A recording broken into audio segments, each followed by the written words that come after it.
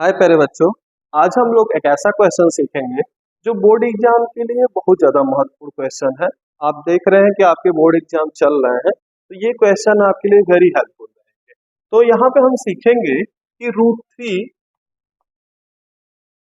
Three एक irrational number कैसे है। ठीक है, आप जानते हैं ये क्वेश्चन आपको बहुत ज्यादा पूछा जाता है बोर्ड में। ठीक है, तो आज हम ये जानेंगे कि रूट 3 एक इरेशनल नंबर कैसे है। ठीक है, तो सबसे पहले हमने क्या किया कि रूट 3 को हमने लेट कर लिया कि let then root 3 is a rational number. Root 3 क्या है? एक रेशनल नंबर। मीन्स हमें प्रूव करना है कि रूट 3 एक इरेशनल नंबर है, तो हम उसका जस्ट उल्टा हमने लेट कर लिया, हमें मान लिया कि नहीं रूट 3 क्या है? रेशनल नंबर है। इतनी बात क्लियर है। उसके बाद जब ये रेशनल नंबर है तो आप जानते हैं कि रेशनल नंबर का मतलब a number which is a form of p by q where q is not equal to 0। Means एक ऐसा नंबर जो p बाई क्यू के फॉर्म में हो बट q वहां पे 0 ना।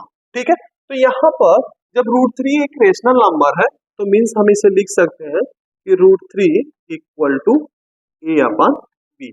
अब ए अपन बी क्या है? ए और बी एक नंबर। ठीक है, कैसा नंबर है?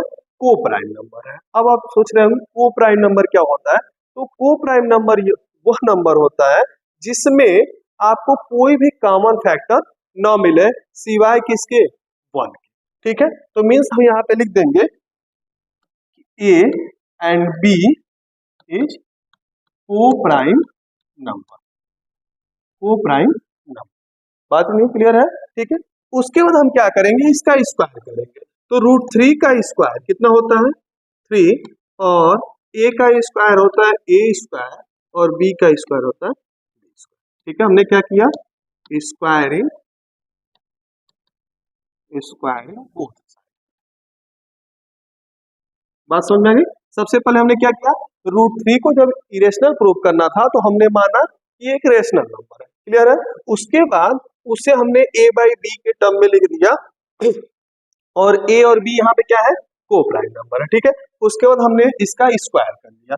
अब ये इधर चला आएगा आपका, तो ये हो जाएगा 3b² इक्वल टू ए। बात क्लियर है? अब आप देख रहे होंगे कि 3a² को डिवाइड कर रहा है।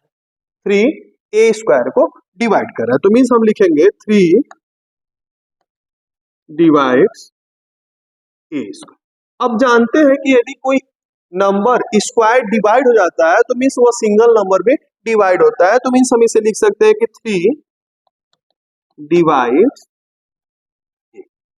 अब इसे हमने मान लिया कि ये एक तरह का इक्वेशन हो गया, ये एक इक्वेशन हो गया। क्लियर है? अब सेकेंड हम देखते हैं। अब सेकेंड थिंग हमने क्या किया, यहाँ पे देखिए। अब ए जो है 3 से क्या हो रहा है?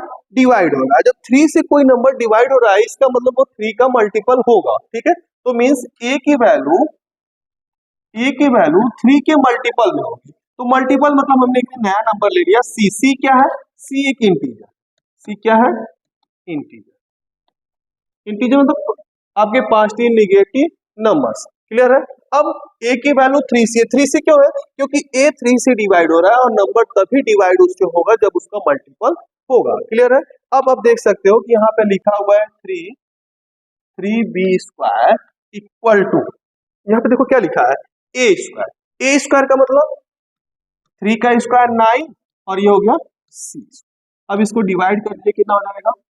b² equal to 3c। अब सेम चीज है, मीन्स b² 3 से डिवाइड हो रहा है, मीन्स 3 डिवाइड्स b²। और यदि b² डिवाइड कर हो रहा है तो मीन्स 3 डिवाइड्स। क्लियर है पहली बात? अब 3 b को भी डिवाइड कर रहा है, 3 a को भी डिवाइड कर रहा है। तो जब दोनों को डिवाइड कर रहा है इसका मतलब है कि a और b में कोई कॉमन है, और कॉमन क्या है? 3। a एंड b में कॉमन एक नंबर है और वो नंबर क्या है? 3 है। बट ऐसा पॉसिबल नहीं होना चाहिए क्योंकि हमने पहले ही लिखा था कि a एंड b को प्राइम नंबर, और को प्राइम नंबर में 1 के सिवा कोई भी कॉमन फैक्टर नहीं हो सकता है। मीन्स इक्वेशन 1 और यहाँ पे मान लीजिए हमने लिया इक्वेशन 2। इक्वेशन 1 और 2 से हमने निकाला कि ए और बी में कॉमन फैक्टर कौन है, 3 है, और ये पूर्णतः क्या हो जाएगा, रॉन्ग हो जाएगा। रॉन्ग क्या हो रहा है कि 3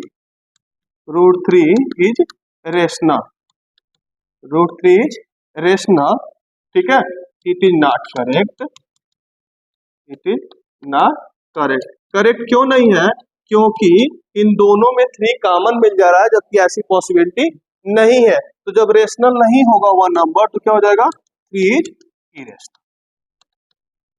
क्लियर है, बात समझ में आ गई, ठीक है। तो ये क्वेश्चन आपके लिए बहुत ज्यादा इंपॉर्टेंट था बोर्ड की दृष्टि से, तो आप इसे नोट कर लिए और फिर मिलते हैं नेक्स्ट।